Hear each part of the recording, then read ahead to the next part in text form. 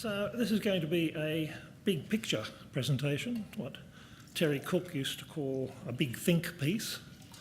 It's not about getting out of bed. It's not about capturing Smolensk. It's about conquering Russia. It's about the policy and strategic considerations that sit behind what we're collectively doing in digitisation.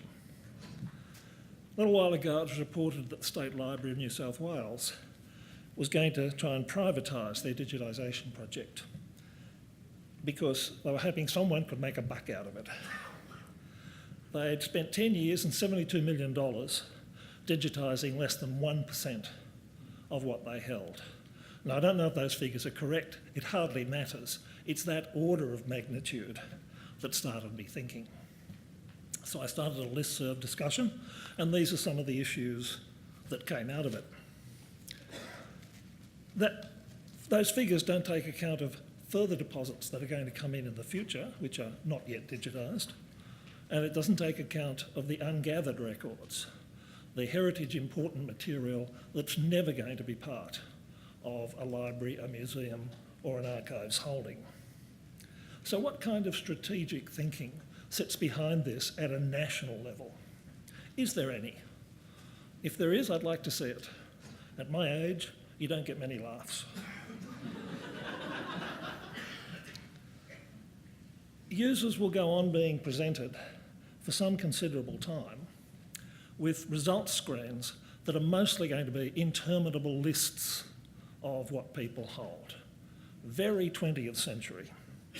But one thing we can be sure of, the descriptions, whatever form they take, will be a hybrid of material that has been digitised, the material that hasn't yet been digitised, and material that was born digital. So the pathways into that has to take account of that divergence. Leaving aside for a moment digitisation for preservation, which is a legitimate aim, and the laudable goal of distributing access to the asset, we're still going to have to deal with some strategic questions that come up as a result of the kind of proposal that the New South Wales Library was putting up. No need to read this in detail, it'll be up on my website in a few weeks.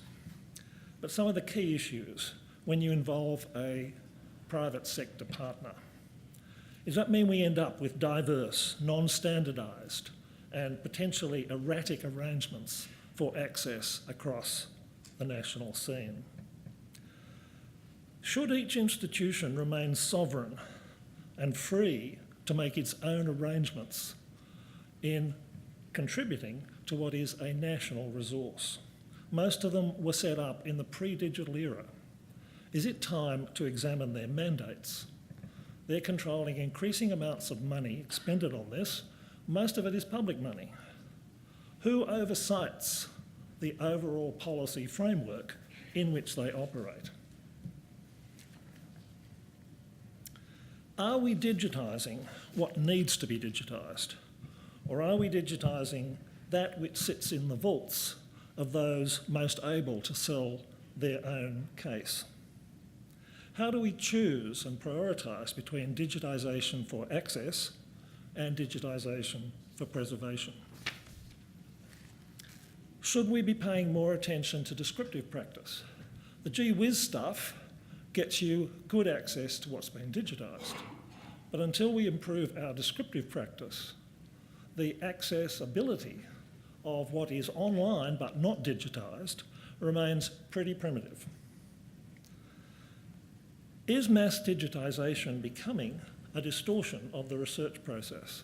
This question's being raised in other professional areas. Is it providing uneven access opportunities to digitised over non-digitised material? Is it privileging some users, the users of digitised resources, over others? Is it unevenly portraying the stories of some subjects of digitised records over others? One response to these questions is that they don't matter. Digitisation, we know, is incredibly popular, and it gives online access to millions of people who wouldn't otherwise get it. But asking these questions is not about saying stop digitisation now. It's about examining the inadequacies of what we are doing now, not stopping it. It's about exploring critically the imbalance resulting from what we are doing now, not denying the advantages of digitisation, but keeping our eyes open to its shortcomings, and making an intelligent assessment that goes beyond undiluted triumphalism and into a sober consideration of how we can do things better. These issues have a long history for me. My very first day as an archivist, Peter Scott put into my hands two loose relief minders labelled handbooks. He said my job was to fill them. I never did. The handbooks were supposed to be a contextual framework for the totality of government record keeping in Australia and the totality of record keeping in Australia. Huge ambition. Peter wasn't a stranger to huge ambitions.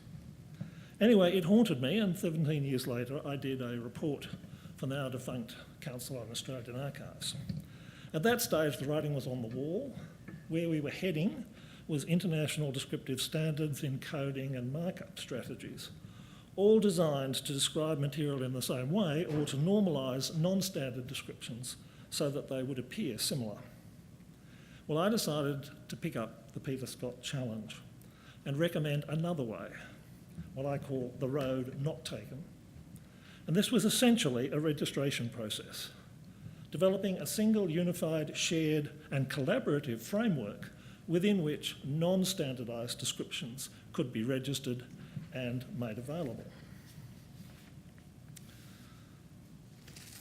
In 1987, when I did my ICA report, this is how we thought record-keeping description looked like.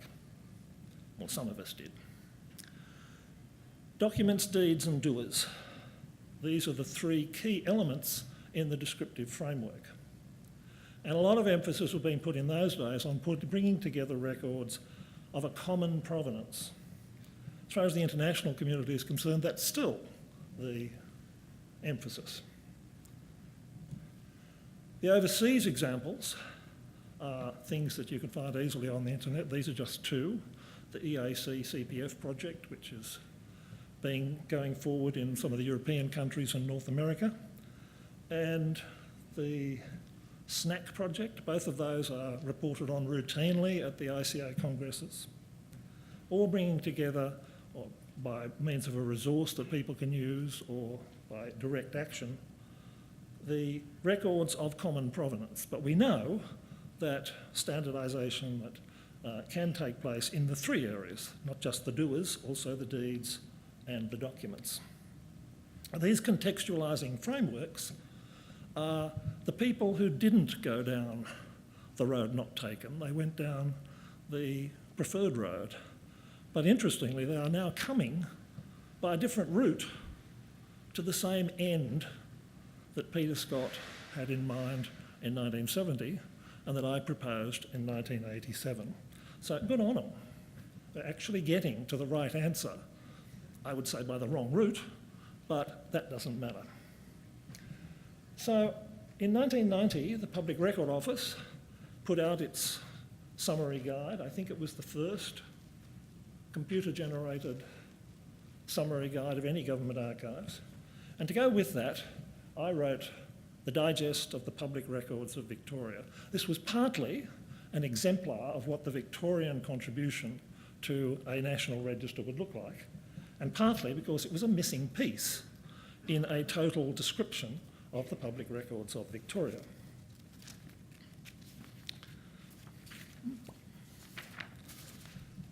All of that work is interesting, but the question that I'm now asking is, how do we know it's right?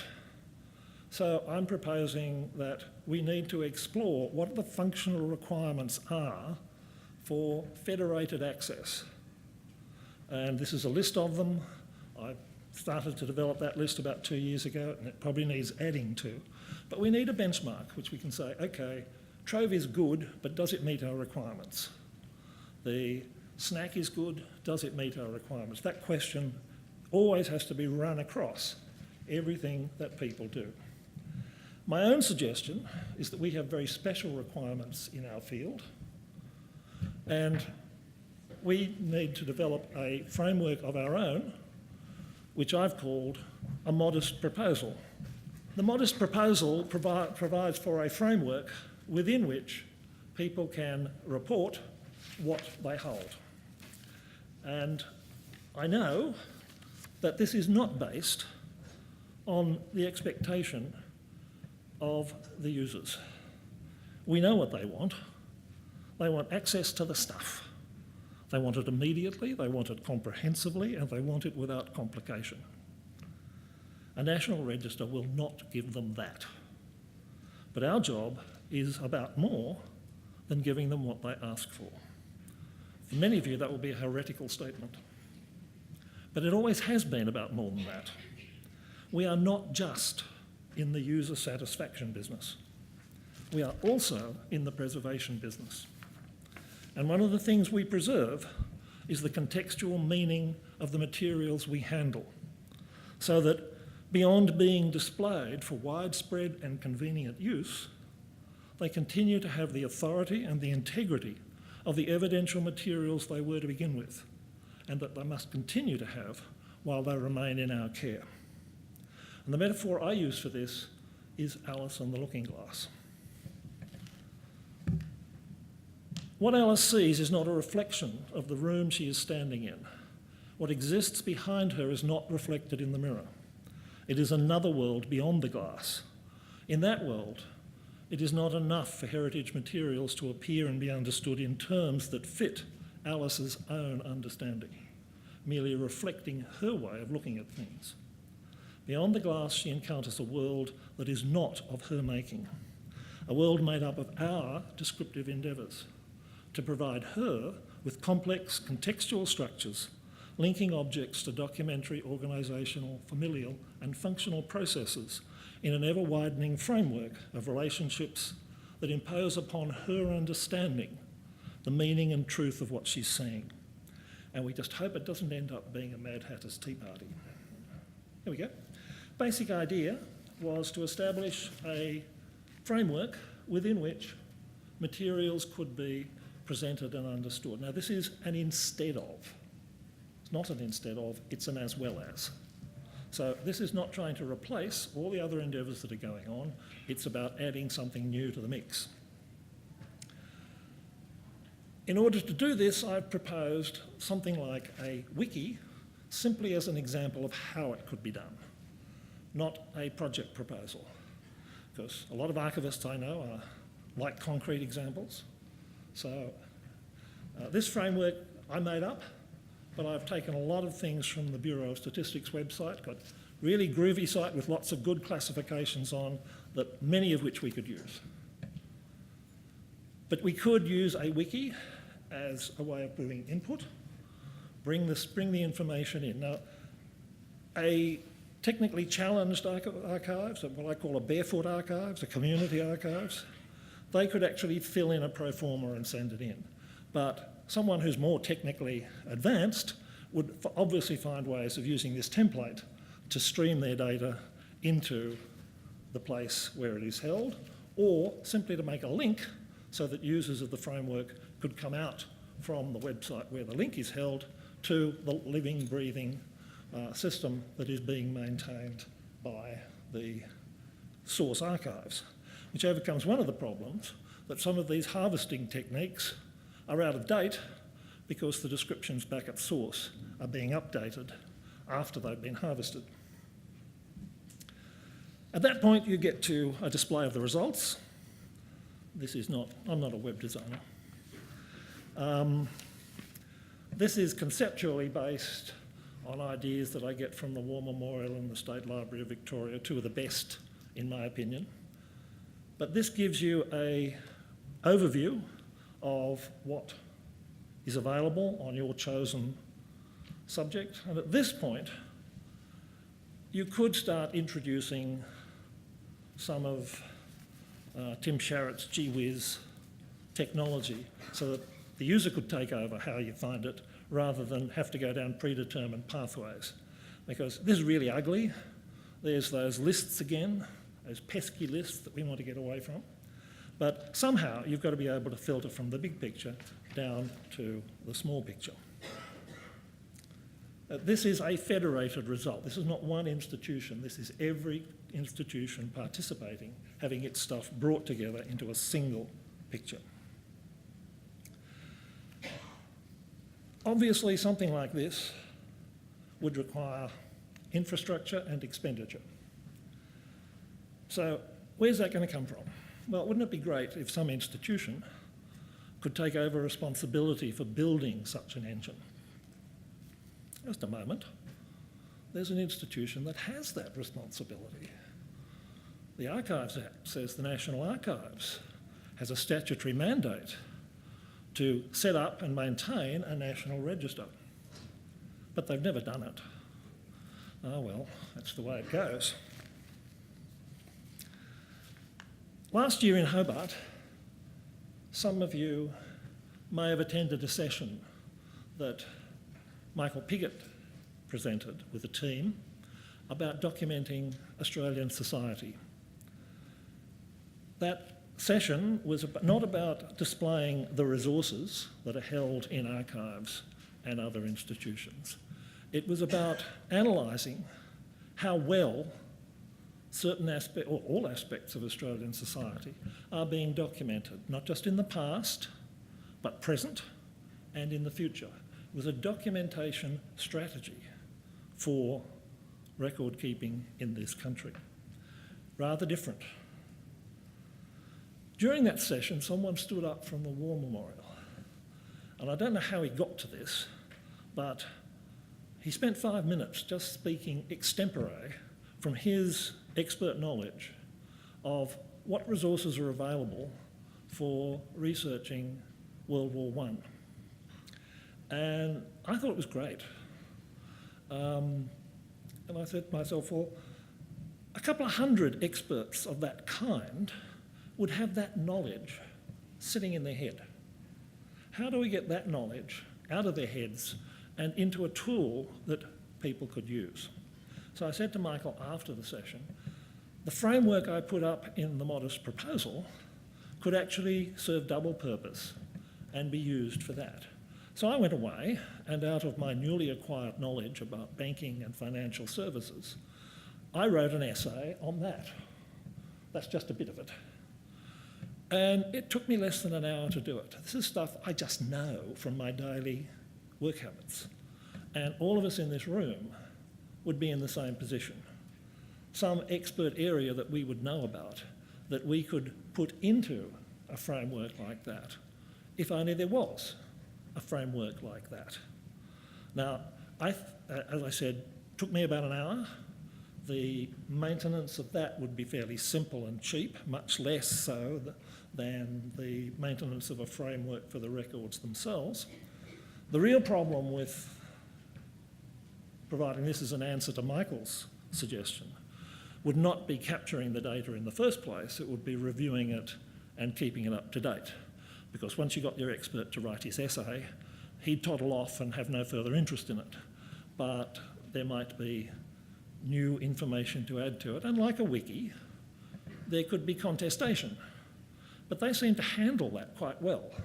I was very suspect at the outset that the wikis would be able to do that, but I think Wikipedia does it quite extraordinarily well. Someone actually told me that they did a check, and there are fewer errors in Wikipedia than in Encyclopaedia Britannica. I don't know if that's true, but it's a great story. Anyway, I've been banging on about this now for 40 years.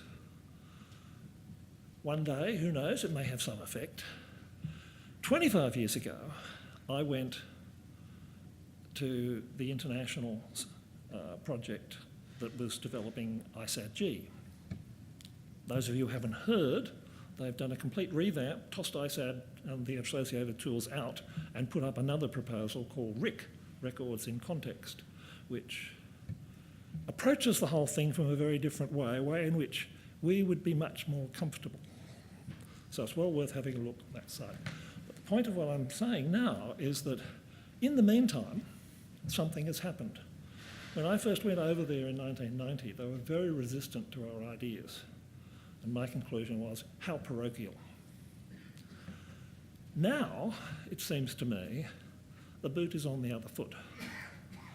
Via their, I would have thought, parochial processes, they've actually come to the position I would be much more comfortable if we were adopting, and we aren't. So maybe we're now behind them. And if that thought doesn't make you uncomfortable, it should. That's it.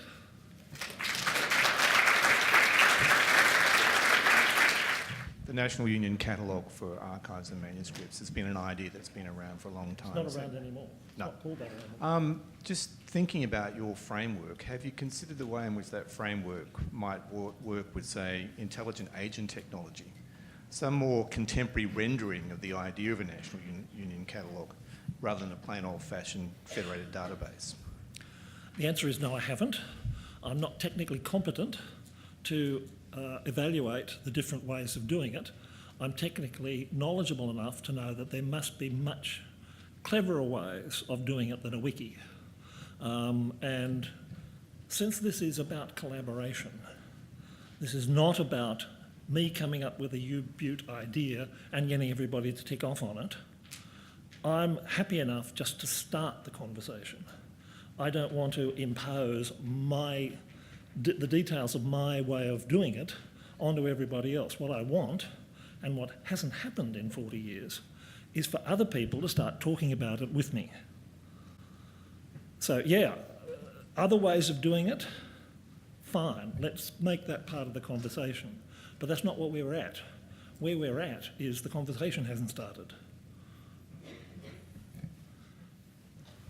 I just wanted to say thanks, Chris. I really appreciate this vision. I think it's a really an idea. I think whose time has come, and I think I should say Connell Tui. I'm a software developer.